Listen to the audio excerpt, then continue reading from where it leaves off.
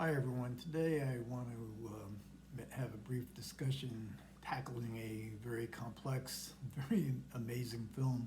It's a 2013 Criterion release of a 1970 Italian film, and it's called Investigation of a Citizen Above Suspicion. And this is a movie that its director Elio Petri called a Pol Pot, and that being short for a political movie that would have popular appeal. Petri was not interested in making films that had small audiences preaching to the choir. He wanted to make films that would be able to be engaged by diverse audiences. And it's an amazing picture. It's an amazing time in which a film could have such importance to a society, both politically, culturally, cinematically, which this film really did have. It was well anticipated. It's seen as an indictment of a repressive police force. Petri thought that the film would probably never be released, and because of censorship, and that the police would close the film down. It went on to become a giant success, not only in Italy, and the film is really based on the climate, both the political and social climate of Italy in 1970, but it had universal appeal as seen by winning the Academy Award. And a lot of the appeal of it is it has a very juicy narrative mystery kind of plot. It's about the head of a homicide bureau who in the first 10 minutes of the film murders his mistress, and we've seen them in playing kind of sadomasochistic games where they reenact killings, real life killings, and now he does in fact kill his mistress. So the mystery isn't who is the killer.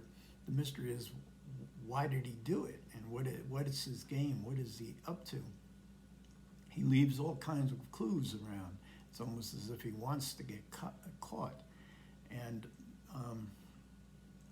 part of the appeal of the film is also based in Gianmaria Volante's performance. It's simply incredible. It's mesmerizing. It's over the top. Some might say it's grotesque. Grotesque not in a disgusting way, but in a way that you can't take your eyes off it. It's impressionistic, expressionistic. It has amazing power to it.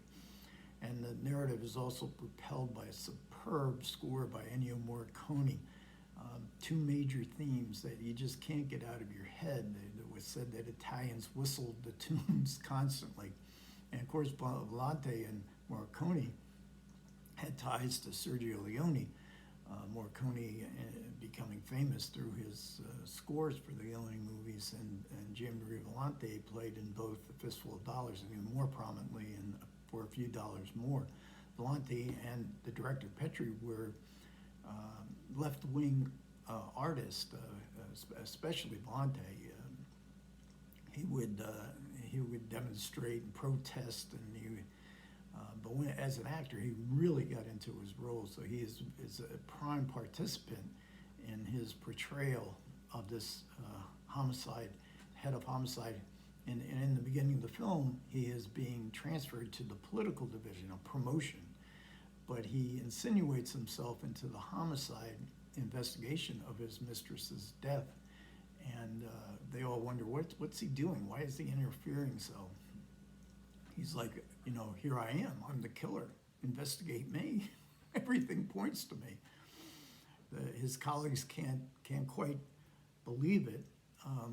And so it's a very entertaining movie in both that narrative and through the soundtrack. And I think it even though, again, as I said, it's very specific to Italian history in 1970.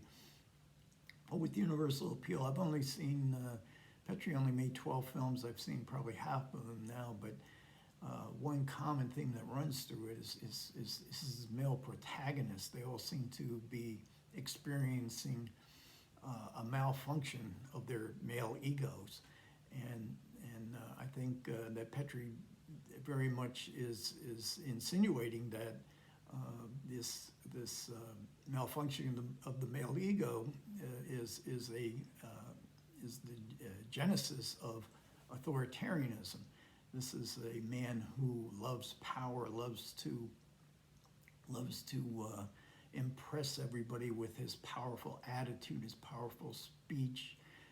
He's worshipped by his colleagues for this, but it masks what his mistress has seen, and what we come to believe is why he felt that way about her enough to kill her, is that she sees him as a child. He's an infant. In Petrie's previous film that is playing on the Criterion Channel right now, Quiet Place in the Country with Franco Nero, there's a similar malfunctioning of the male ego in a more neurotic way of an artist, a painter. And that film kind of insinuates that great art comes from this neuroses of the male ego. And he also, and that authoritarianism, of course, it's part and parcel again of 1970 Italy, but we see it everywhere in the world today, where authoritarianism and the worshiping of the leader is still has there's enormous appetite for it and enormous appeal. And this, I think, is well illustrated by Volante's performance. And this is a superb, it's 2013, and boy, Criterion in that era was really putting out some superb packaging. Here's the slip case that the film goes into. This is it's both DVD and Blu-ray. There's two DVDs, the extras being on one DVD, the movie on the other, and the Blu-ray has, all the extras are on the Blu-ray. And the film. And then it comes with a great booklet, and this has a superb essay by Evan Calder Williams, and he analyzes the film so brilliant. I mean, he's so articulate. I wish I could even approach that. And then there's also a essay by Ugo Pirro, and he was the screenwriter of Investigation, worked very closely with Petrie on this film and other films. He actually came up with the idea, the linchpin of the narrative of a detective investigating his own in which he is the murderer. And then there's an archive interview with Petrie that's pretty fascinating with Alexander Astruc, a French critic, and that's specifically on Citizen. Then there's a 2005 90-minute documentary on Petrie's career, really excellent career, documentary on his career later in life. As there's of course a very much of a difference between criticizing the establishment and then having to go for financing to make a movie to the establishment. And Petrie, as his career went on, had a great deal of difficulty financing his later movies, and he died far too young from cancer. There's a new interview with Camilla Zamboni, another excellent explication of the movie. There's a 2008 60-minute documentary on Gian Maria Volante, and he was such an amazing actor. And when you see him so over the top in Investigation, there's another Criterion release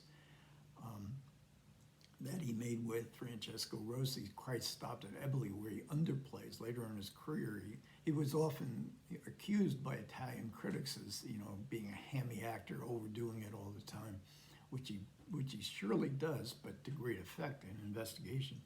And in Christ Stopped at Eboli, he just is magnificent. He doesn't even have to speak. His reactions and his movement. So that's a great documentary.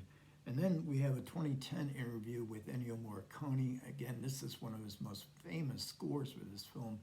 We get to see him reminisce about how he came up with the score. We see him at the piano, where he kind of expounds how how he derived. They use instruments, mandolin, the Jew's harp, of course, is the part that most people remember, who cherished this Ennio Morricone score. And this is part, and the investigation of the citizen is also playing on the Criterion channel right now. It's part of the Ennio Morricone curated section, and it's one of the great sections. I mean, I'm watching spaghetti westerns, giallos that normally are outside my range of interest, but just to hear Morricone's scores, it's just fantastic.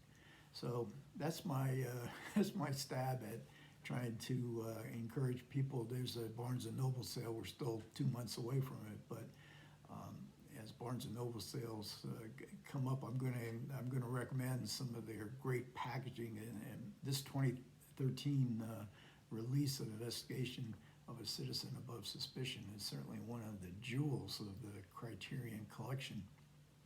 So I highly recommend it. Okay, that'll about do it. I thank everybody who made it, lasted with me to this point. You guys take care, and I will catch you next time.